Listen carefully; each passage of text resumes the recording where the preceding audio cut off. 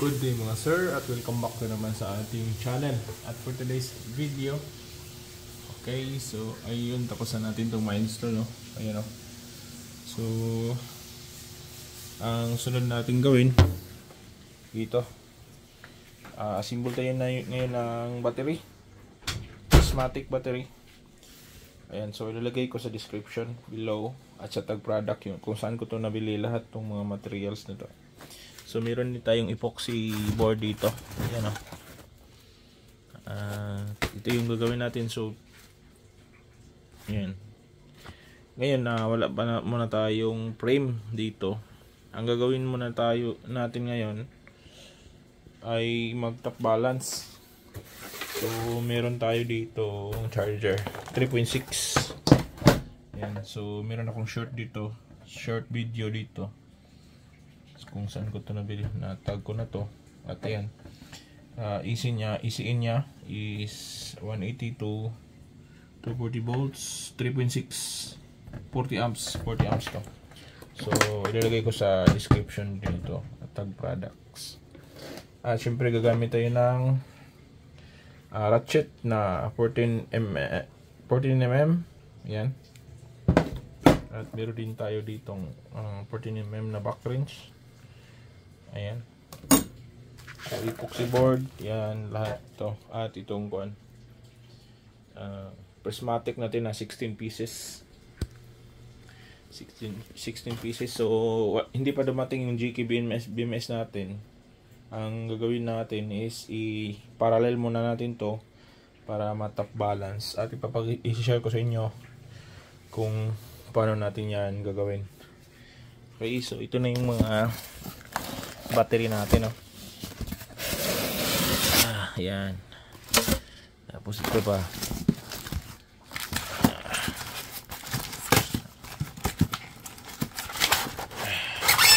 yun. Ito pa isa. So yun yung gagawin natin. At ito, meron tayo dito mga accessories. At itong mga terminal na to, gagamitin natin to para sa pagbuo ng 48 volts na prismatic battery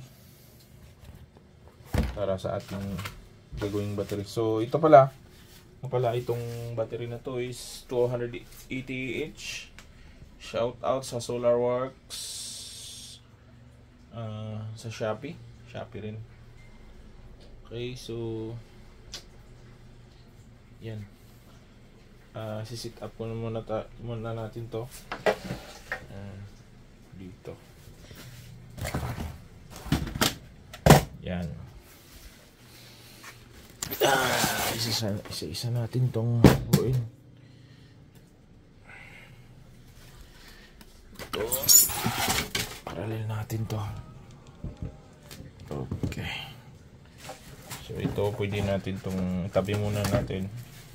So gagamitin lang to kung meron na siyang, kung makabuo na tayo ng tubular yung gagamitin ko, or kaya plywood na 3/4, depende kung ang gagana ba, depende sa ating budget din. Okay, so yan, bigat. So bali pag nag-order pala kayo ng ganito, 4 na piraso yung pwede. So every check out nyo 4 na piraso. Kasi dito sa amin probinsya sa Visayas, ganito lang yung kasi mahal din yung shipping pag mabigat kasi ang battery pag ganito. Nga pala itong pala epoxy board, ang gamit pala nito para hindi magkadikit. So ilalagay lang dyan. Ilagay. So nabubulo lang naman tayo. Pasensya na kayo at hindi tayo masyadong magaling magtagalog. At yan, laging nabubulo yung natin. Yan, so ang presyo nito, isa pala, ang presyo ng tigi-isa nito is I think 3.7 isa. So 16 pieces. So umabot ako ng 65,000 dito sa apat na kuan. Hindi pala. Basta umabot ako ng lahat ng materials pala yun, 65,000 sa Shopee. Display liter ko lang ito nakuha at yun. Kaya nilang mag times 16 pesos times 337 yung tig-isa. Sa battery lang yan, pero sa ibang mga, siyempre bibili pa tayo ng mga ibang kuan. Sa 37 pala kasama na yung saan ba yun? Ito, meron tayo ditong yan, bus bar, sama na to, at screw. Ito yung screw. So ingat lang tayo pag buo ng ganito, kailangan naka-mask, naka-eye protection tayo. Okay, so yan, parallel muna tayo natin ito.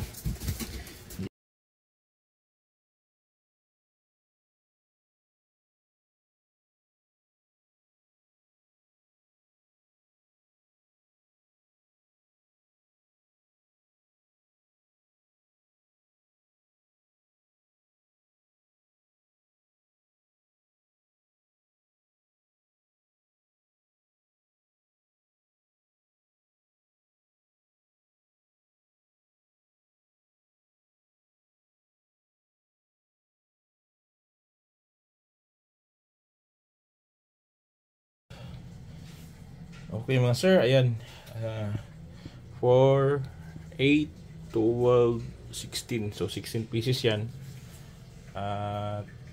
Yun yung ating i-parallel lahat to. So parallel natin. So gamit tayo ng kanyang bus bar. Ito yung bus bar niya. Yun.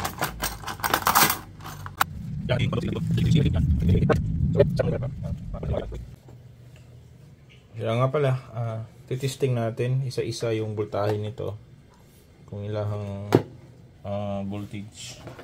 So hindi pa natin to na top balance kailangan natin i-check. So dito sa DC 20 volts, ayan, so yun, nakatutok yan, DC. So ito yung DC kuha natin sa tester. Tapos ito yung test lead nya, check natin kung ilang voltahe. Yun, so may 3.32.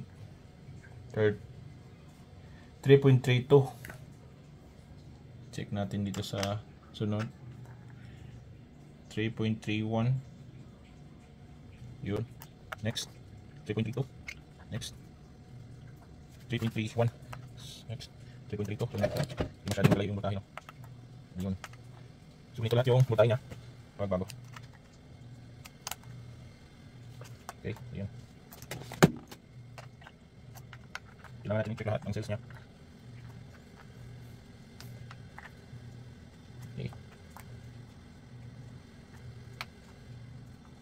Okay, so 3.32 yung voltage nya.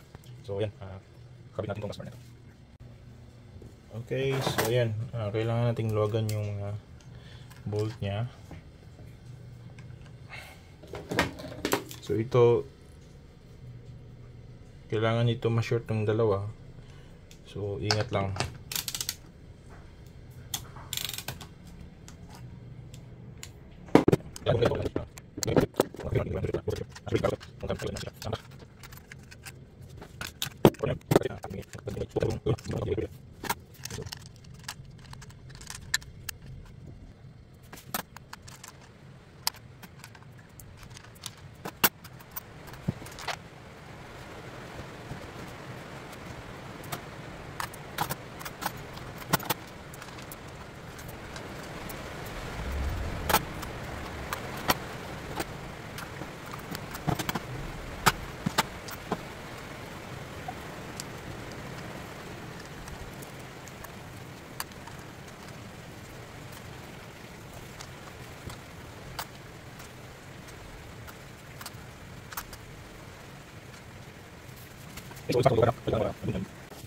Okay, so itong digitation wire yung gagamitin natin pang series dito.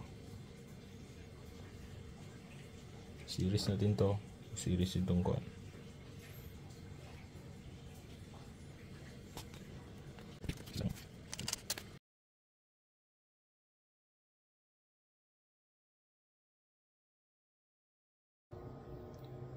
Okay mga sir, so ayan na kuha na natin to series lahat ng positive at negative. So nakaanda, nakasaksak na yan itong anti charger na 3.6. Ayun o. Tapos yan, lagay natin to dito. Tingnan natin kung ilang konsumo ba ng kuha dito, kasi ngayon kulimlim kasi kakakuan pa lang, no? Kakalagpas pa lang ng bagyong Tino. So makulimlim, walang kuan dito. So try natin tong isaksak. Yan. Saksak natin. Tingnan natin dito sa taas. Ayan, titingnan natin dito sa, so yun yung charging nyo, 400 watts. Nasa mga 400 watts yung charging natin dito. Walang masyadong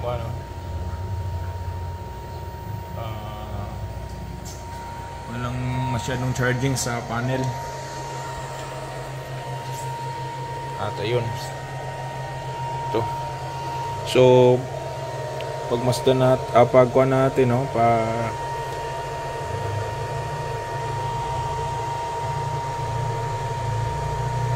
kailangan natin tong ikuha ng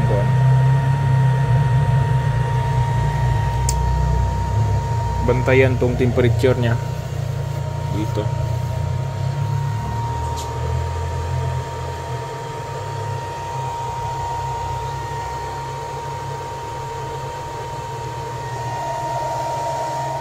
Pero papatayin ko naman to pag walang tao sa bahay. Kailangan lang natin i-check kung 3.6 na yung kada series. So okay na to. Kailangan natin i-3.6 lahat to, o kaya 3.5, depende sa kung gaano to katagal ma-charge. Pwede rin natin kung kung sakaling iinit tong wire na to, siguro paputulin ko to, bali tag-4 na lang, or de kaya 8 muna.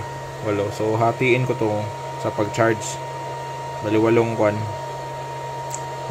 cells kung iinit to, kasi ito medyo uminit na siya. So uminit na siya yung wire, kasi maliit lang kasi yung wire, oh.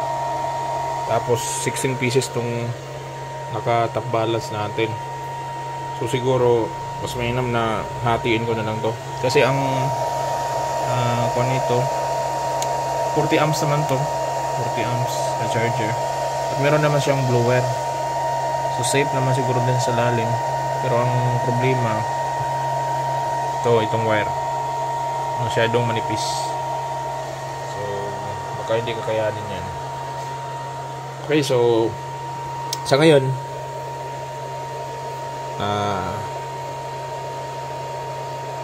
ano ba ngayon na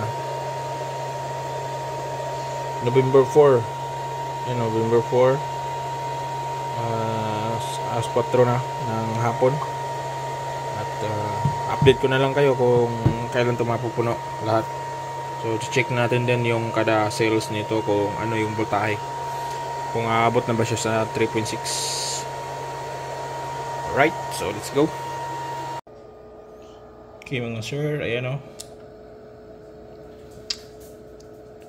nag-green na siya. So ibig sabihin puno na to lahat. Tapos ka na rin yung 8 dito. Tapos mga 3 araw ko itong na-charge. So 3 araw. Yan, so titester natin kung ano yung voltahe kada cells.